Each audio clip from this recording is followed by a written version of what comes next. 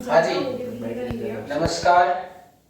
चौहान साम्राज्य को अपन ने पिछली क्लास में कुछ समझा और चौहान साम्राज्य का एक प्रतापी शासक कल अपन ने पढ़ा था। कौन पढ़ा था? अजयराज। अजयराज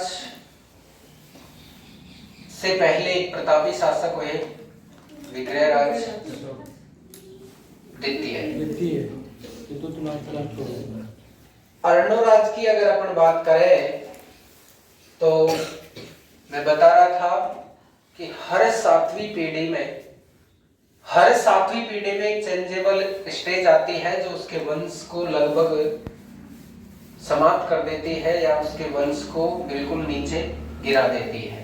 हालांकि अर्णोराज के जो पिता हैं श्रीमान अजयराज जी, इन्होंने चौहान साम्राज्य को स्टेबल किया है अजमेर में, और चौहान साम्राज्य को स्टेबल करने के कारण अजयराज का शासनकाल चौहान साम्राज्य का निर्माणकारी काल कहलाता है। और उस चौहान साम्राज्य को आगे चार चांद लगाने का काम किसने किया? अर्णोराज ने। इसलिए अर्णोराज का शासनकाल चौहान साम्राज्य का स्वर्णकाल कहलाता है। चौहान साम्राज्य को आगे बढ़ाया। कोई भी शासक होता है उसका एक महत्वपूर्ण कार्य होता है, एक तो महत्वाकांक्षी होना और एक अपने साम्राज्य का विस्तार करना। महत्वाकांक्षी होना एक अलग पक्ष है, साम्राज्य का विस्तार करना एक अलग पक्ष है। महत्वाकांक्षी का मतलब होता है स्वाभिमानी होना, अभिमानी नहीं, स्वाभिमानी होना। तो अर्णोराज के पिता का नाम क्या था? अजयराज, जिसने 1113 में अजमेर साम्राज्य चौहान साम्राज्य की स्थापना की। और अजयराज ने अपनी पत्नी सोमलेखा और अपने नाम पर चांदी के और तांबे के सिक्के चलाए। वही अजयराज और सोमलेखा का पुत्र है कौन? अर्णोराज। लेकिन मैंने कहा था कि अर्णोराज का जो पुत्र है जग्गा या जगदेव, जिसने अपने ही पिता की हत्या करके अपने कुल का नाशक बना, तो वो कौन था? जग्गा या जगदेव। इसलिए जगदेव को चौहान साम्राज्य का पितृहंता कहा जाता है। अर्णोराज की इन्होंने क्या किया है? हत्या लगभग कब की? 1100। एक स्टेप, ये एक यूनिक कोड बन गया अपने आप में, 11 × 3 और 11 × 5 का। क्लियर? यानी 1133 में अर्णोराज ने अपना साम्राज्य स्थापित किया और 1155 में अपनी राजगद्दी से अपने पुत्र के द्वारा जबरदस्ती हटा दिया गया। 1130 तक किसका साम्राज्य था? अजयराज का। तो 1130 से लेकर और 1133 तक किसका साम्राज्य था? 1130 से लेकर 1133 तक किसका साम्राज्य था? एक प्रश्न किसका था? अर्णोराज का तो 33 से 55 तक है। मैं पूछ क्या रहा हूं? 1130 से लेकर 1133, 1130 से लेकर 1133, इस बात को आप बताएंगे। ध्यान दें आगे। यानी लगभग 1133 में साम्राज्यवादी महत्वाकांक्षी होने का ये प्रमाण है। साम्राज्यवादी होगा तो अपन, साम्राज्यवादी और महत्वाकांक्षी में अंतर समझ लो। साम्राज्यवादी होगा तो अपन आक्रमण करेंगे और महत्वाकांक्षी होगा तो अपने ऊपर होने वाले आक्रमण को हम स्वीकार नहीं करेंगे। दो बड़े अंतर है इसमें। तो लगभग 1133 में तुर्कों का आक्रमण हुआ है अजमेर पर, और तुर्कों के आक्रमण से जो रक्त रंजित भूमि थी, आक्रमण को तो परास्त कर दिया इसने, महत्वाकांक्षी होने का प्रमाण है। और इस बात का उल्लेख हमें कहां से मिलता है? अजमेर के संग्रहालय में एक शिलालेख रखा है, उसमें प्रमाण मिलता है कि अर्णोराज ने तुर्क आक्रमण को परास्त किया या निष्फल किया, और तुर्क आक्रमण से जो रक्त रंजित भूमि थी उसे पवित्र करने के लिए आना सागर झील का निर्माण करवाया। ये आना सागर झील कौन सी नदी पर है? चंद्रा नदी के पानी को रोक कर आना सागर झील का निर्माण करवाया। इंपॉर्टेंट बात यह है कि ये वही आना सागर झील है जिससे लूणी नदी का उद्गम होता है। आना सागर झील का निर्माण चंद्रा नदी के पानी को रोक कर किया। यहाँ आना सागर झील के किनारे शाहजहां के शासनकाल में शाहजहां ने संगमरमर के 5 दरवाजे बनवाए, जिन्हें किस नाम से जाना जाता है? 12 दरी के नाम से जाना जाता है। 12 दरी का मतलब 12 संख्या में नहीं है, संख्या में 5 है। ये क्वेश्चन पूछा जा सकता है। उसके बाद में जहांगीर के बाद में जैसे ये जहांगीर का जब शासनकाल था तो जहांगीर ने यहाँ पर दौलत बाग बनवाया।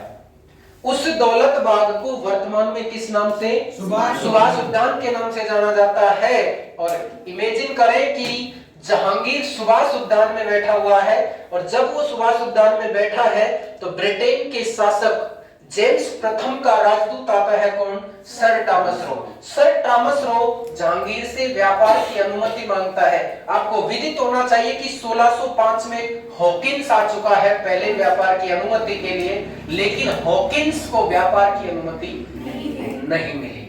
तो किस प्रकार सर टॉमस रो को व्यापार की अनुमति मिली होगी? आपको पता होना चाहिए कि जहांगीर का शासनकाल मुगल साम्राज्य में चित्रकला का स्वर्ण काल कहलाता है। और ये जो ब्रिटेन का राजदूत सर टॉमस रो है, वो एक सुंदर चित्र लेकर आया और उसने जहांगीर को भेंट किया। उसी से अभिभूत होकर जहांगीर ने व्यापार की अनुमति प्रदान की। उसके बाद में भारत में ईस्ट इंडिया कंपनी स्टेबल होती है 1615 के बाद। बात क्लियर हुई? हालांकि उन्होंने 1608 में अपनी पहली कोठी सूरत गुजरात में खोल ली थी, लेकिन व्यापार करने की अनुमति नहीं थी।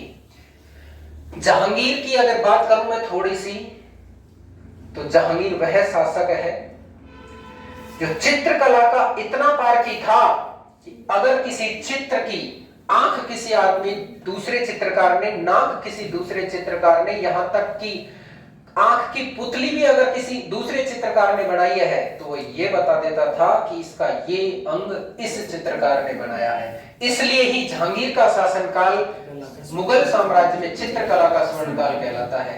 और इतना ही नहीं, जहांगीर 7 दिन, सप्ताह के 7 दिनों में अलग अलग रंग की पोशाकें पहनता था, इसलिए इसे रंगीला बादशाह के नाम से जाना जाता है। इतना ही नहीं, जहांगीर का शासनकाल हिंदुस्तान के इतिहास में आज तक न्याय के शासन के लिए जाना जाता है। न्याय की जंजीर के लिए किसको जाना जाता है? जहांगीर को जाना जाता है। नेक्स्ट बात करते हैं अपन कि अर्णोराज का उपनाम अगर बात करें तो क्या है? आनाजी। आनाजी के नाम से अर्णोराज को जाना जाता है। इनके दरबार में 2 विद्वान हुए हैं जिनका नाम देवबोध और धर्मघोष है। ये पूछा जा सकता है, अच्छा क्वेश्चन है। देवबोध और धर्मघोष किसके दरबार में थे? अर्णोराज के दरबार में। या अर्णोराज के 2 प्रसिद्ध विद्वान कौन थे?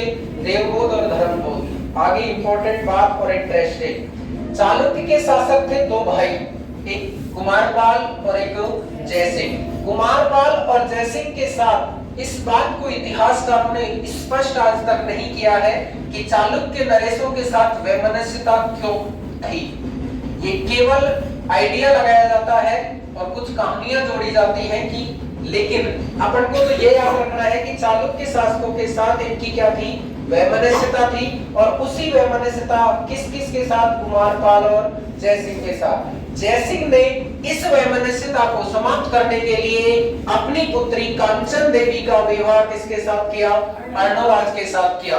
और कुमारपाल की एक बहन थी जिसका नाम देवल दे था। उस देवल देवी और अर्णोराज क्या लगे? ये जीजा साली। तो ये एक दिन क्या खेल रहे हैं? चौपड़ पासा खेल रहे हैं। तो चौपड़ पासा खेलते समय दोनों मतलब अपशब्दों पे आ गए, और अपशब्दों पे आते आते इनके बीच क्या हो गया? झगड़ा। उसी झगड़े के दौरान ये जो देवल देवी है वो अपने भाई कुमारपाल को बुला लेती है और अर्णोराज के साथ क्या होता है? झगड़ा। तो अर्णोराज के साथ संघर्ष पहले भी था और बाद में भी चलता रहा। यहां भी तो दोनों भाइयों के साथ था, इसने तो समाप्त कर लिया, लेकिन इसके साथ फिर भी चलता रहा। फिर क्या होता है कि अर्णोराज ने कुमारपाल पर क्या कर दिया, बाद में आक्रमण कर दिया। इसका उल्लेख हमें मिलता है हेमचंद्र के ग्रंथ द्वाश्रय महाकाव्य में। उसके बाद में एक अलग कहानी है कि गुजरात के सामंतों में अर्णोराज ने क्या डाली, फूट डाली।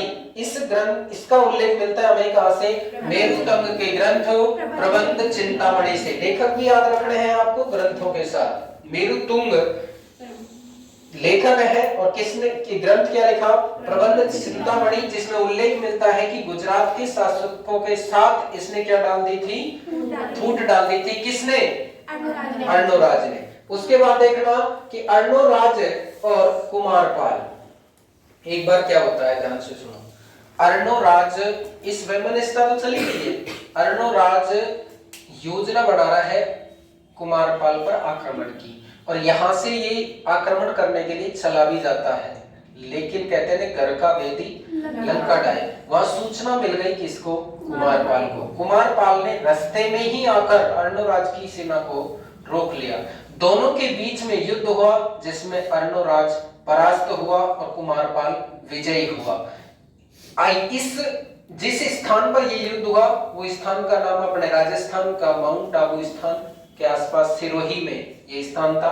उसके बाद क्या होता है, अर्णोराज वापस कहां पर आ गया, अजमेर आ गया।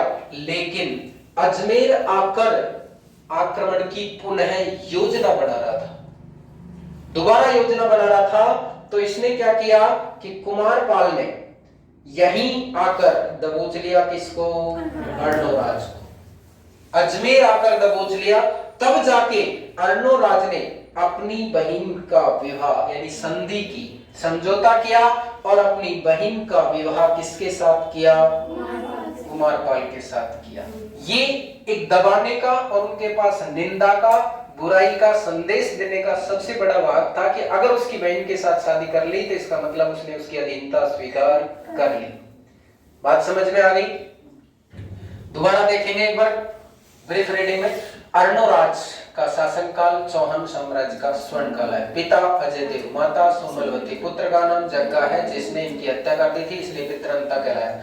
शासनकाल 1133 से कब तक, 1155 तक। 1133 के लगभग, फिक्स नहीं है, 1133 के लगभग अजमेर में तुर्कों का आक्रमण हुआ, जिसको अजयराज इसने अर्णोराज ने क्या कर दिया, विफल कर दिया, परास्त कर दिया।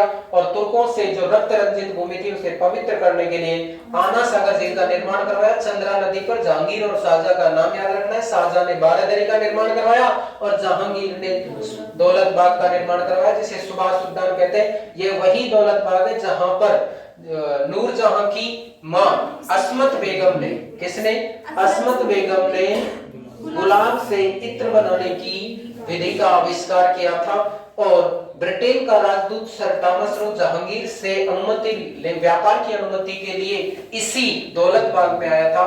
दौलत बाग में अनुमति दी, लेकिन किसके बदले दी, एक चित्र के बदले दी, ये मान सकते हैं अपन, यानी चित्र से प्रसन्न होकर दी। अर्णोराज के शासन काल में समकालीन शासक तो नहीं कह सकते, लेकिन जो ये जहांगीर हुआ है ये चित्रकला का सबसे अच्छा पारखी था। तो चित्रकला का क्या कहलाता है, स्वर्णकाल। 7 दिनों में 7 अलग अलग तरह की ड्रेस पहनता था कौन, जहांगीर, इसलिए रंगीला बादशाह के नाम से भी जाना जाता है। और आगे देखेंगे कि अर्णोराज को आनाजी के नाम से जाना जाता है। इनके 2 विद्वान थे, क्या नाम था, देवबोध और धर्मघोष। चालुक्य के शासक 2 भाई थे जिनका नाम जयसिंह और कुमारपाल है। जयसिंह ने अपनी पुत्री कांचन देवी का विवाह अर्णोराज के साथ कर दिया, इसलिए वैमनस्यता समाप्त हो गई। लेकिन कुमारपाल से लगातार संघर्ष जारी रहा और अंततः कुमारपाल और अर्णोराज के बीच में आबू का युद्ध हुआ, जिसमें कुमारपाल ने अर्णोराज को बुरी तरह परास्त किया। दोबारा जब योजना बना रहा था तो कुमारपाल ने अजमेर में ही आकर इसे परास्त किया और संधि समझौते के तहत अर्णोराज ने अपनी बहन का विवाह किसके साथ कर दिया, कुमारपाल के साथ कर दिया। इस तरह ये चौहान साम्राज्य के शासक हुए कौन, अर्णोराज। धन्यवाद।